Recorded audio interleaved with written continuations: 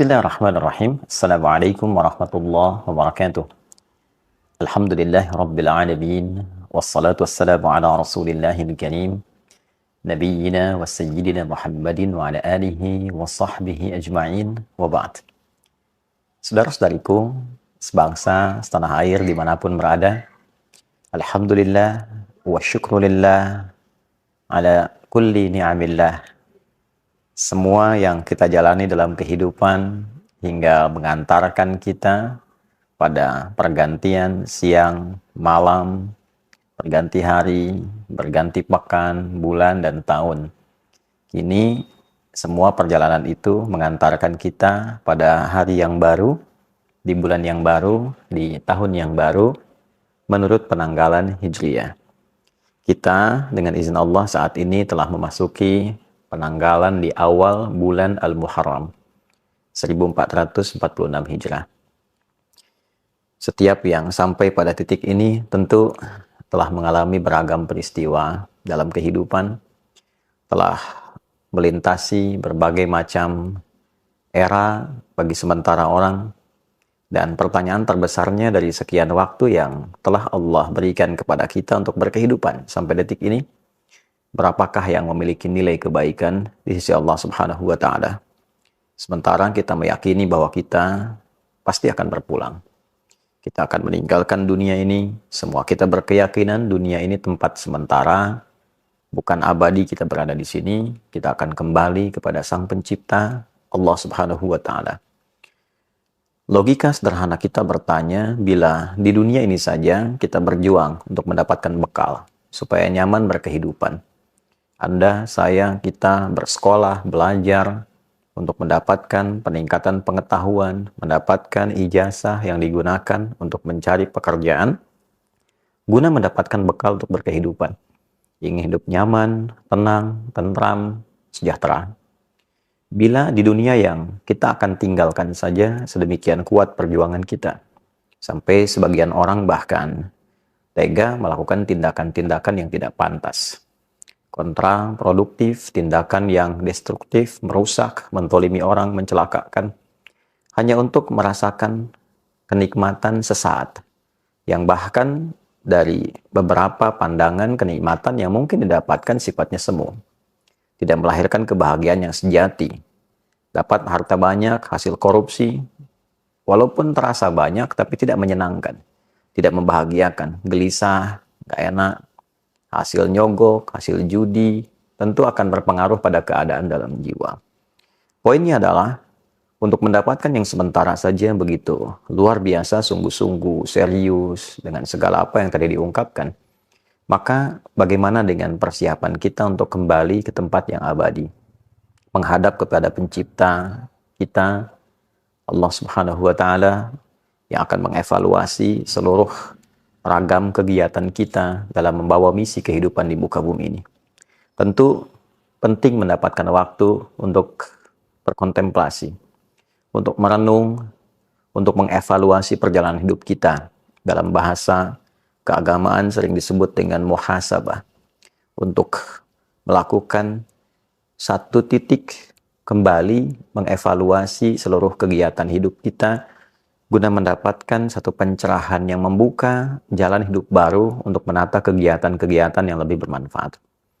Allah Subhanahu wa Ta'ala menjadikan dari setiap perjalanan kehidupan kita itu beberapa waktu khusus tertentu yang dapat kita gunakan untuk mengevaluasi diri, guna membenahi kembali nilai-nilai kehormatan kita di hadapan Allah yang mungkin telah berkurang atau bahkan sebagian rusak karena perilaku manusia sendiri yang merusak. Pandangan yang seharusnya melihat yang baik, rusak cara pandangnya karena seringkali digunakan menatap yang tidak baik. Demikian lisan yang seharusnya berkata yang mulia sehingga terjaga kehormatan, maka runtuh kehormatan itu karena seringkali digunakan pada pembicaraan yang tidak elok. Demikian tangan sampai ke ujung kaki. Maka mesti ada waktu-waktu khusus untuk mengembalikan kehormatan kita di hadapan Allah Subhanahu wa Ta'ala. Mengevaluasi kembali. Kata hormat sesungguhnya berasal dari bahasa Arab, yaitu hurmah.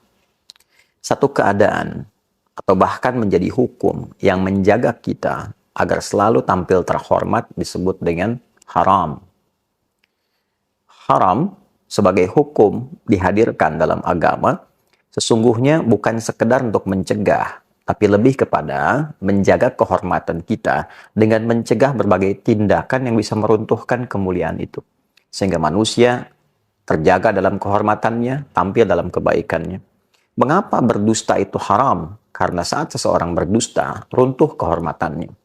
Mengapa mencuri, korupsi, menipu itu haram? Karena ketika seseorang melakukan tindakan demikian, maka runtuhlah kehormatannya.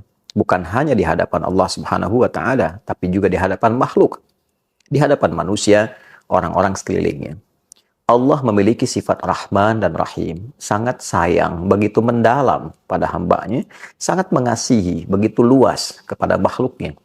Itulah yang menjadikan Allah selalu ingin menjaga kita dalam kebaikan. Bila tangan ini pernah salah melakukan tindakan, maka harus dijaga dan dikembalikan kepada fungsinya yang baik, sehingga kehormatan tangan itu terjaga dengan baik sampai pulang menghadap Allah.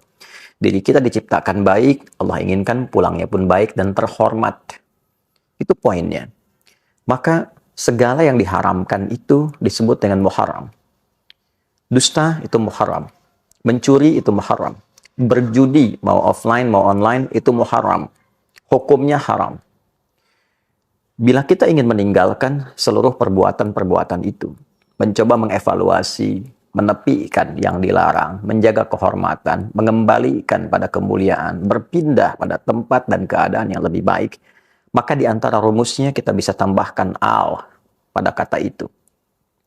Al-Muharram memberikan kesan kepada kita bukan hanya menjadi bulan pertama, nama bagi bulan pertama dalam penanggalan Hijriyah, tapi juga memberikan sebuah kesan korektif, sebuah pesan evaluasi bahwa mengawali waktu, mengawali bulan, mengawali tahun yang baru itu hendaknya dimulai dengan perenungan mendalam untuk meninggalkan segala sesuatu yang tidak baik yang biasa dilakukan oleh bagian tubuh kita.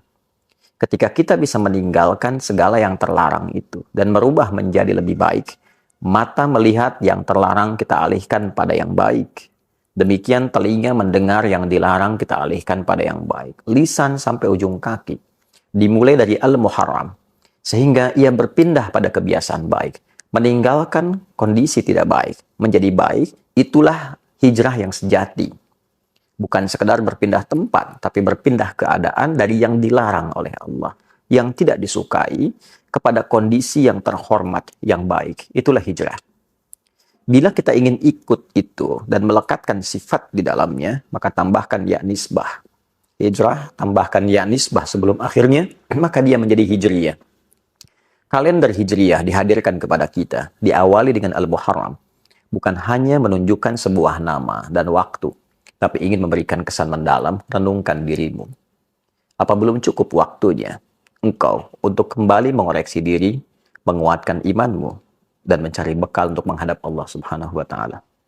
Alam ya'ni lilladzina amanu an tahsha'a qulubuhum li dzikrillah wa ma nazala minal haqq. Demikian Allah bertanya di dalam satu rangkaian surah Al-Quran yang sangat mendalam. Apakah belum tiba masanya bagimu, duhai yang merasa beriman khususnya kepada Allah, untuk kembali menampilkan kekhusyuan dalam jiwamu demi mendekat kepada Allah Subhanahu wa Ta'ala, menjaga kehormatanmu. Ada 4 bulan terhormat, yang 3 terangkai, yaitu Dzulqa'dah bulan ke-11, Dzulhijjah bulan ke-12, dan Al-Muharram bulan yang pertama dalam kalender Islam, serta 1 terpisah yaitu Rajab pada bulan yang ke-7. Sekarang kita berada di awal tahun. Kita berada di 1 dari 4 bulan mulia itu.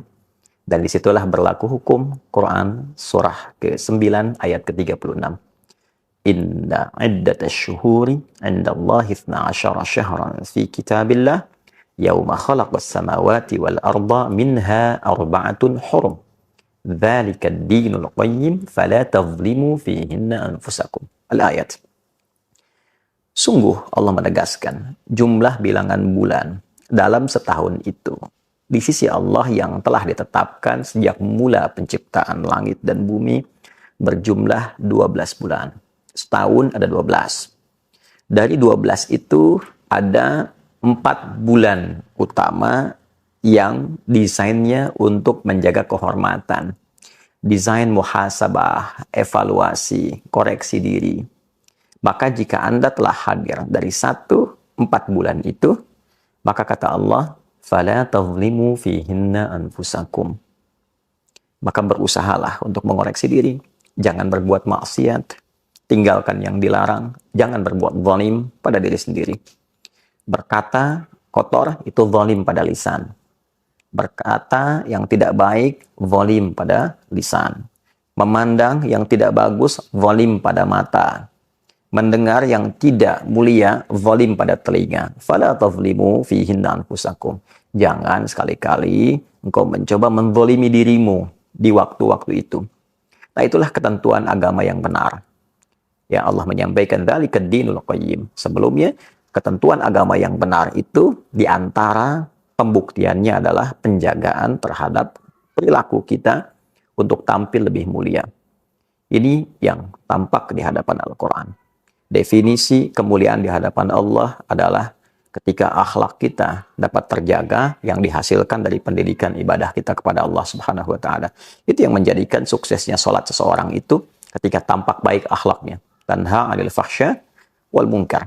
Salat sekian banyak rakaat, sekian panjang dibacakan, tapi tidak merubah perilaku menjadi lebih baik, maka itu hanya sekedar memenuhi rukun syarat untuk naik turun, tapi tidak menjaga kualitas dan kekhusyuan di dalamnya.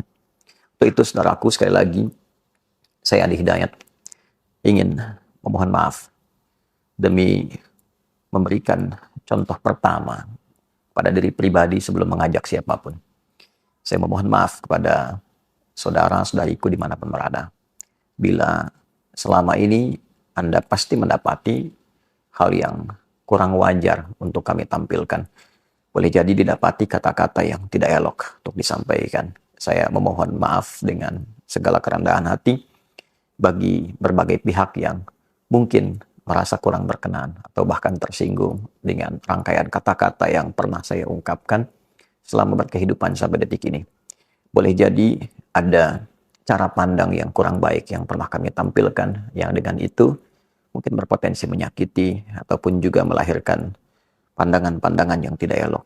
Saya dengan segala kerendahan hati memohon pintu kemaafan dan juga memohon doa semoga Allah Subhanahu wa taala senantiasa memberikan bimbingan, ampunan dari berbagai macam dosa yang dikerjakan dalam kehidupan.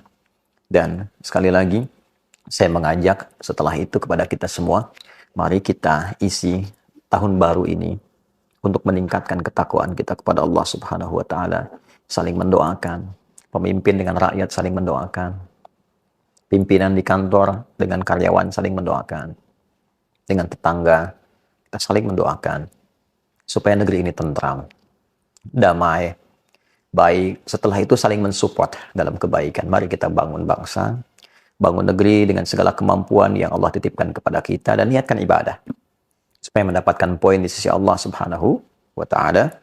Dan semoga tahun ini berkah untuk kita semua, berkah untuk keluarga, berkah untuk umat Islam khususnya, berkah untuk negeri kita tercinta Indonesia. Dan jangan lupakan dalam sujud kita untuk bermohon semoga Allah berkenan memberikan kebebasan bagi umat Islam untuk beribadah di Masjid Al-Aqsa, memberikan kemerdekaan untuk Palestina, dan menghadirkan ketentraman, kedamaian di muka bumi ini untuk kita semua. Semoga Allah mengabulkan. Allahumma rabbana taqabbal minna innaka antas sami'un alim wa tub 'alaina innaka antat tawwabur rahim. Rabbana zalamna anfusana wa illam taghfir lana wa tarhamna lanakunanna minal khasirin. Allahumma rabbana atina fid dunya hasanah fil akhirati hasanah wa qina adzaban nar. Wa sallallahu ala sayyidina Muhammad wa ala alihi wa sahbihi ajma'in. Wa akhiru da'wana subhanakallahumma rabbana wa bihamdika asyhadu an la ilaha illa anta nastaghfiruka wa natubu ilaik. Walhamdulillahi rabbil alamin. Assalamualaikum warahmatullahi wabarakatuh.